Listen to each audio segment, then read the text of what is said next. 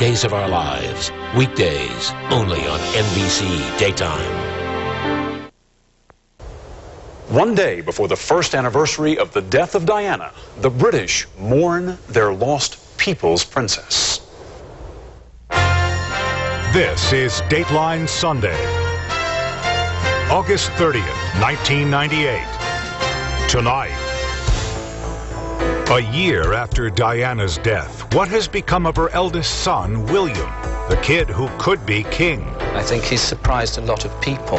Was this shy young prince ready to become an object of public obsession? He finds it very difficult to be in the same sort of league as Leonardo DiCaprio. Dawn Fratangelo looks behind the smile as the boy becomes a man.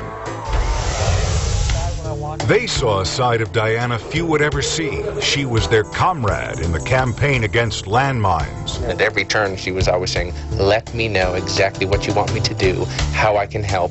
But a year after her death, they say the fund created in her memory has yet to help them. Are you saying because you're a bunch of Yanks that they don't want to consider you? Lee Thompson asks, has the Diana Fund left Diana's friends behind? What really happened that day in the lunchroom? He was the type of teacher that you wanted your child to have. His parents say this teacher attacked their child. The teacher said what happened was an accident.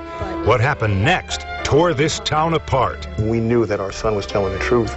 Something bad had happened. Len Cannon on the talk of the town.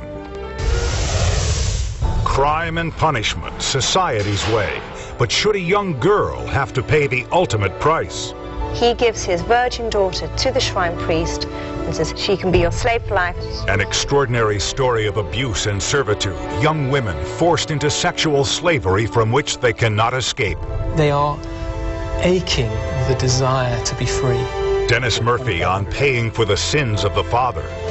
Dateline with Jane Pauley and Stone Phillips, plus Tom Brokaw, Katie Couric, and Maria Shriver.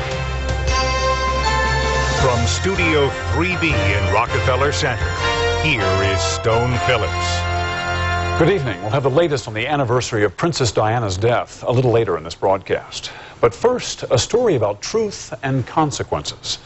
It's never easy to know when someone's lying. Just ask anybody who's ever been on a jury or anyone in the town you're about to visit tonight. When something happened between a teacher and a young student, people there had to determine who was telling the truth and who wasn't. By the time it was over, a town had been torn in two. Here's Lynn Cameron.